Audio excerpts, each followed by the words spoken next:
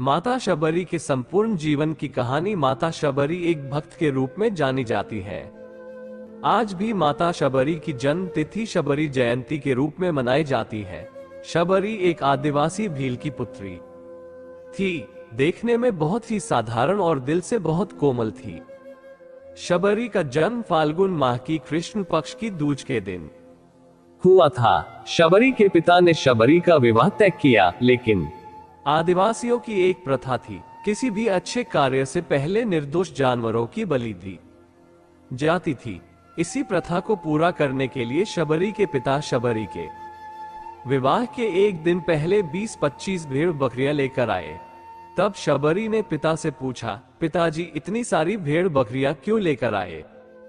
तब पिता ने कहा, शबरी यह एक प्रथा है जिसके अनुसार कल प्रातः तुम्हारे विवाह की विधि शुरू करने से पूर्व इन सभी भेड़ बकरियों की बलि दी जाएगी। ये कहकर शबरी के पिता वहां से चले जाते हैं। प्रथा के बारे में सुन शबरी को बहुत दुख होता है। वो पूरी रात उन भेड़ बकरियों के पास बैठी रही और उनसे बातें करती रही। उसके मन में एक ही विचार था कि कैसे वो इन निर्दोष जानवरों को बचा पाए।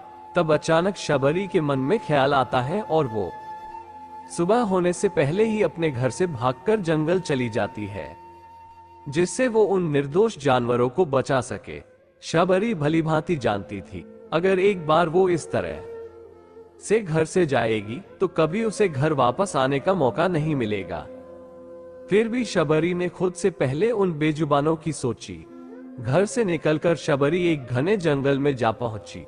अकेली शबरी जंगल में भटक रही थी। तब उसने शिक्षा प्राप्ति के उद्देश्य से कई गुरुवरों के आश्रम में दस्तक दी, लेकिन शबरी तुच्छ जाति की थी, इसलिए उसे सभी ने धुतकार के निकाल दिया। शबरी भटकती हुई मतंग ऋषि के आश्रम पहुंची और उसने अपनी शिक्षा प्राप्ति की इच्छा व्यक्त की। मतंग ऋषि ने शबरी को सहर्ष अपने गुरुकुल में स्थान दे दिया। अन्य सभी ऋषियों ने मतंग ऋषि का तिरस्कार किया, लेकिन मतंग ऋषि ने शबरी को अपने आश्रम में स्थान दिया। शबरी ने गुरुकुल के सभी आचरणों को आसानी से अपना लिया और दिन रात अपने गुरु की सेवा में लग गई।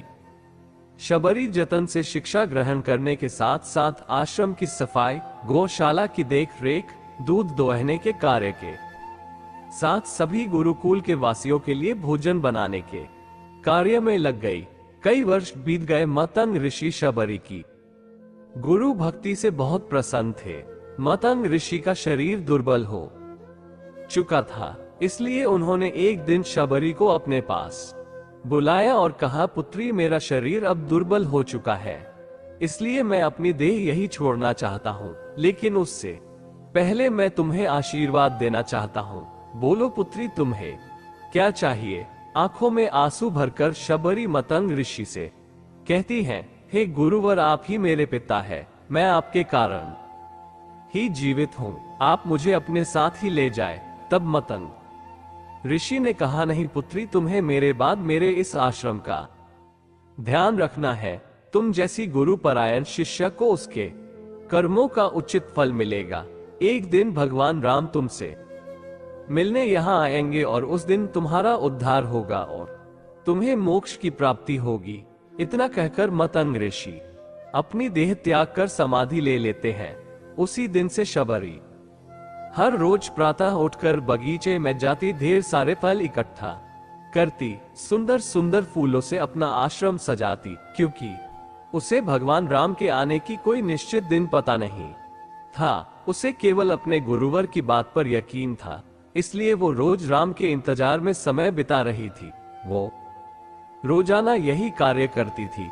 एक दिन शबरी आश्रम के पास के तालाब में जल लेने गई।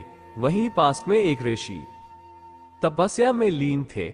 जब उन्होंने शबरी को जल लेते देखा तो उसे अछूत कहकर उस पर एक पत्थर फेंक कर मारा और उसकी चोट से बहते रक्त की एक बूंद से तालाब का सारा पानी रक्त में बदल गया। ये देखकर संत शबरी को बुरा भला और पापी कहकर चिल्लाने लगा। शबरी रोती हुई अपने आश्रम में चली गई। उसके जाने के बाद ऋषि फिर से तप करने लगे। उस ऋषि ने बहुत से जतन किए, लेकिन वो तालाब में भरे रक्त को जल नहीं बना पाया। उसमें गंगा यमुना सभी पवित्र नदियों का जल डाला, लेकिन रक्त जल में नहीं बदला। कई वर्षों बाद जब भगवान राम सीता हरण के बाद उनकी खोज में वहां आए, तब वहां के लोगों ने भगवान राम को बुलाया और आग्रह किया कि वे अपने चरणों के स्पर्श से इस तालाब के रक्त को पुनः जल में बदल दे। राम उनकी बात सुनकर तालाब के रक्त को चरणों से स्पर्श करते हैं, लेकिन कुछ नहीं होता। तब राम ऋषि से पूछते हैं, हे ऋषिव, मुझे इस तालाब का इतिहास बताओ।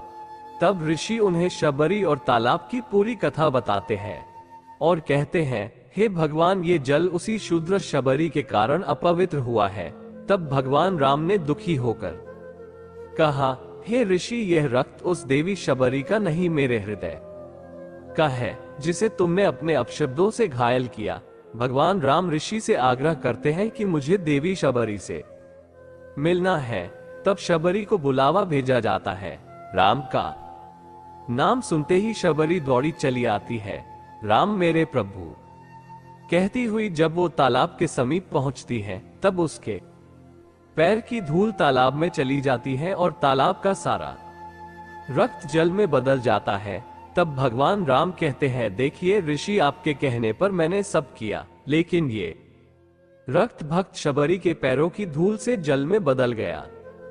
शबरी जैसे ही भगवान राम को देखती है, उनके चरणों को पकड़ लेती है और अपने साथ आश्रम लाती है। उस दिन भी शबरी रोज की तरह सुबह से अपना आश्रम फूलों से सजाती है और बाग से चख चख कर सबसे मीठे बैर अपने प्रभु राम के लिए चुनती है। वो पूरे उत्साह के साथ अपने प्रभु राम का स्वागत करती है और बड़े प्रेम से उन्हें अपने झूठे बैर परोसती है। भगवान राम भी बहुत प्रेम से उसे खाने लगते हैं। तब उनके साथ गए लक्ष्मण उन्हें रोककर कहते हैं, भ्राता, ये बैर झूठे हैं। तब राम कहते हैं, लक्ष्मण, ये बैर झूठे नहीं, सबसे मीठे हैं, क्योंकि इनमें प्रेम है। और राम बहुत प्रेम से उन बैर को खाते हैं। मतंग ऋषि का कथन सत्य होता है और देवी शबरी को मोक्ष की प्राप्ति होती है। और इस तरह भगवान राम शबरी के राम कहलाए और भगवान राम ने शबरी का मान बढ़ाया। वीडियो अगर पसंद आया हो तो वीडियो को लाइक और चैनल को सब्सक्राइब करना बिल्कुल भी ना भूले। धन्यवाद।